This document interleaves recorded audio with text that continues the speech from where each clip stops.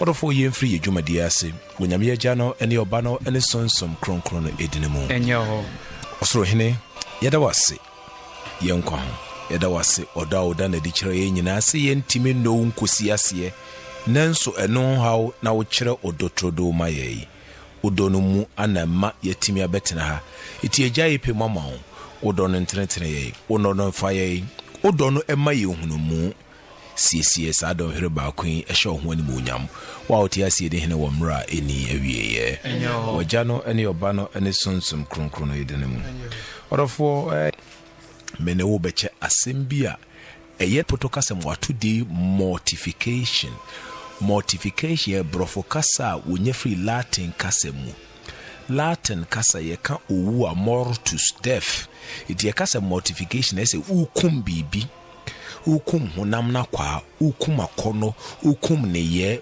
ukum esu me ukum esu yen e Christopher ye ukum esu bi se ne be betimi agina nyame animu Adam ene ne yere Hawa ekum tibia won yobia bobre bia niema bia ka wogina throne mu a menomienu a ene dwo yakogu ye ho fiana emu bebra kono no mo nsa kwa niema basa enra de ya ye kwa asoro wo ma 24 hours kra my hwede wakwe enye me na meka cha ose ya hotetie eya de a it is dimbroni beka said demanded of every Christian obi a person bo Kristo brabia no woni self denial wontimi nya hotetie wontimi nkum honam no akwa odofo wontimi emmo brabeso Kristo ani why krado a me pese me no gina twere ni mu na ehwitetetete uti se na meye no me kire mortification ni mu putoka se muya madane metechirema muya ni akohwe mortification in the Old Testament na her mortification in the intertestamental time Jesus enfie kakra bi be se oha ansan wo be wu Jesus no na her mortification in the New Testament na her mortification in the Pauline era Paul ma bere so ene eniema nyankopon sofo na ko aseme wu nyankopon de hye kronkron be papa me maame me nana ohene bi osofo bi difo bi bebunu bi wosa wonsu tie na wotimi de hye woni padua isuo na me yatimi anante se nyankopon ma Kolose asafo no etimi ensan nyimu baako kan only one line ma me na ewiam du nyame ma akogina Romans 8:13 na akire mortification mu edi asemna Paul kan o say odofo se yenyane Kristo ewu asoro de a yentwe adwene siniema ewo soro so de me kan kire wa no fa Bible na me ne wonante o say twe adwene siniema ewo soro so ebede no watimi atwe adwene siso nti de me kan no me ka keke me kire o kwan a wo befa so aye saade no wudi ni padua no so esa me ka cho say Adam ni Eve wama won kra the soul antemu ni padua no Adam and Eve did not allow their soul to control the body, rather they allowed the body to control the soul or spirit. Enipa bia so obema ni padua aka ohonhom ana wo kra hye no odofo na ne wawie wawu anesa hyene nso mame Kristo bra no nyame de hye ede nanso enafom si ebo bie wani ma ohunu Kristo bra na ana obeti mu de nakasa enye si obi tua wakono ana wo tua niema nyame de adu awiase mu na emum ye twe adwene si niema a eche ho things that really endure, things that really last. To we be a no Kolose etimi ensanyimu baako o se enti se monya ne Kristo enyane a monhwehwe de ewo soro de Kristo tie ewo nyankopon nifa odofo so ate enra de ya si enyane na soro de a yenhwehwe ne ema ewo soro ene ya so akogu hu fi wo san ko otebi adadere enkasa edie na sofo isi wo kire madamfo Kristo so mbra no mo ye nipa ebetwe adwuna sisu sie ntu anamo uwiase a wonam enye obia na wo huhia no obi ohonum a woti nanim se wo giu sika adi ena na obia na menini di nkomo fro bi se prophet timi bi say ukunu bosumi akatua wo gisei bisa ni kunu salary ansana de ope waya ama no nipa prophet timi ka kire obi say wadi emfi say uka mfi a wadi a wose fa ho sika branti bia wote a wadi 70 years a wose ba me 10 cities mako times 70 asama kire wa kwankire ne nipa di akire. Such people can help you. Yempewo na ebeboa ye odofo it potokasemu mortification me too di akire was putting to death the flesh. Putting to death the flesh. Paul na ebe chire mu yie. Roman for ngoma etie nwotwe nyimu dumiesa. Ti asema Paul kan Romans 8:13. Odofo wiya na yakọ Old Testament mu. Pacha we say muti ase honam famu a mu bewu. Na mo de honhom no kum nipadua no yoye a mo betina ase. Momfa honhom no. Nyankopɔ honhom. Enye wa fatu ene kosi uze ten anase akwa bi ye we refi ni di onti anye no hotini wose ne be ma jeje no eti otwa ne be ma asori abakosim church history oso pesho o hye ne ho so nti ene ese se mo se menhye me oso ne menye ma asem na ne menye awaresem nkeka ne ma hwede ene na ten wate ne be ma afiro enye sa wo ka che se wo be ma tua ho sisi ho so wo ye be ma mu nenso hye wo ho so kill and tame it. O touch them, won't try to train. And some be a woo be as cabetimi ano, but you be a baby abetimi. There's so touch a man down was say, tame the tongue. And none of me pesa me chira war. Therefore, one name yame home wants to be me a chiros animal tool. And you will never threat them with TTM say Bible say. They don't know it. They can't tell you this. Tianamua was to say Yankopon this year as a Christian. It is Romans 8:13 was say, put to death the deeds of the body. Paul says, in order to live. It will be a wintimi mortify your body. Will be a wintimi kumu unimbedbiana kwano. Won't yase. It was you me we are seeing them, me no one saying and me we are seeing me need better your son and I bed dance. Okasa no now what yase we bema. So my fra some buga 442 335 98 after 88 1 hour 5 hours 8 hours and the ma bema. And no nema ye bema. And the ma bema. Heavy Paul say, ukum ni paduana kwa na abede. Ubetina se. Esa nwanwa John Edisium Revelation 12 was say a drama woku knows where they were jina ho a lamb who is slain but standing. It not like a Roman for woman was say monfo mu nipadua nsi was say afode etiase afode mu woku aboa no e de abo afode e be de etiase. Paul kan sumusem kunipadua no na tenase. It will be Christo Nina Untimi Nkumu Nipadia. Untimi Tenase. And Jesus can Matthew 16:24. No, Yabeko, Momianshe, self mortification or self denial mortification in the Old Testament. Or of war, at the NSC war, Apamda Denimu. Nyankopon for Israel. Wamaino Akodi Mizirim Finchia Besa Hana and Asa Hana Eduasa. Hana Eduasa Bako, Nanam say Endru 450 inti, and say figure ma, Moye Mas, no. So, ya dear, and the chiripono, and tra enuma, no what so into Vansebia, or 4.1, Yabefan say 4. Name 4.4 cry 4. If you 4.5, 4.6, you can your fan say 5. It is Israel if you do what it now, Mizirum ne. 431 years old kapa nanso enam say entwamu 5 anya 450 near random Bible scholars I say 400 se Nyankopon ka say efinhia ha nan na menkrofo kwa akodi enti nanso efinhia odi pa de na 431 years enu 450 ne wa round say 400 years akoy say Jesus e ka say obedi 3 days in the tomb no eti obizio na say e kan de am Jesus no we any 3 days and 3 nights 3 days. Ye counsel musem Bible ne da wanim no. It's a spiritual book. It is not an arithmetic book. It's not a business book. It is not a political book. It's a spiritual book.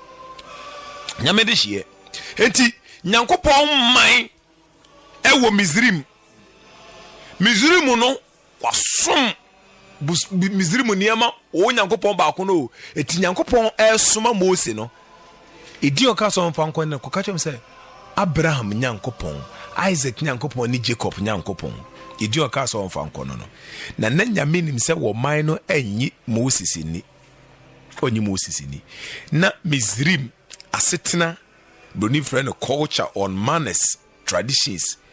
awia Israel for nama se Israel ni Misrim ni nam ho a ebia de obetimi ade aka se we Israel ni anaso we Misrim ni a ebia na bodju se bia ko ha bia no waja wodidi se Misrim ni ye bibia se Misrim ni eti Misrim niama na wura won mortification wokum honam akwa no ebi kura kwa akosom ahonyini odofo tie Misrimfo emo ate se crocodile den chema na eda na anim wo mfa na nyame yenku won na wosom na ntwie the bull enumu na okaya Mose ekodi people no so adaduana 40 days a wo hye eromo yi nkawa ne nkomade ode ye odi gu jema honyini be wo so ahonyina mu yi free Misrim eti emo na wosom no in order to mortify the flesh e wo so kum na mduana kwanti nyame ka che say mo eniema mo som say nyame no me pese mu ku on de bo afode oh efunyina nyame etwa ade na wo sie nyame no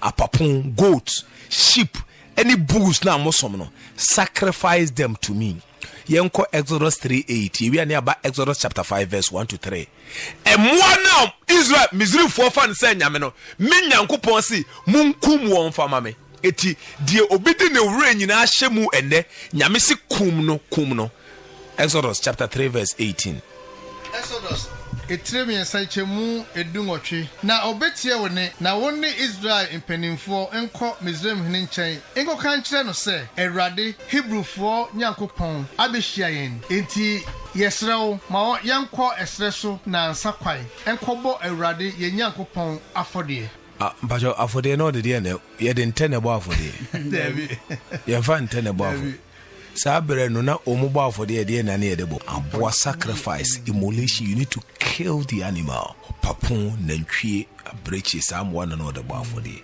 etinum nyimu ba akokopem miesa we nyankopon 3:18 nyankopon ka kire Moses afede oni ni Aaron akogina Pharaoh nim ti asema ka kire Pharaoh asema nyame ka kire on 1 to 2 na sokra okogina Pharaoh nim ka kire Exodus 5:1 to 3 pacha wase na we achi no Moses ni Aaron ko Pharaoh nchen ko ka kire no se Erade Israel nyankopon sie ni mame manko na won kwahye fa ema me wosre so na Pharaoh se hwan ni Erade a osese metie ne na me ma Israel eko minim Erade no na Israel nso me ma won no monko mo ena wo se Hebrewfo nyankopon abehia yen intima yenko esre no so na nsa kwan yenkobo yenyankopon afode no amfa uyade anan krante a mayeso enti yekobo afode na uyade ne nkrante mayeso ade na mo kwan doa na oka Exodus 16:8 enyimu mienu ne miensa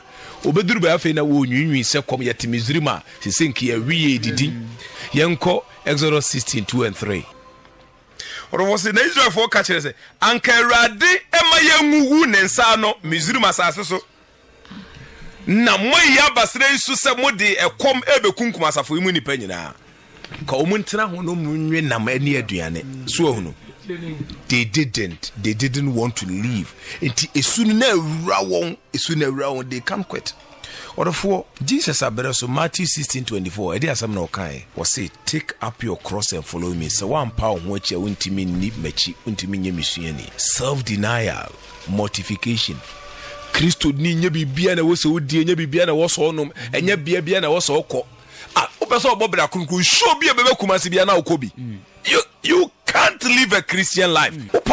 You can't live a Christian life. And Sunday we are Sibia, my friend, ultimate show also. Would dear grow? Sumasu be you with him say, oh, you nipa man. Why with him? You know the struggles you are going in. What tell them man was a good tea, what tea musu. Yamema, ye boy me nante. Sin yanko poma. Go for the home na toye. Asoya no.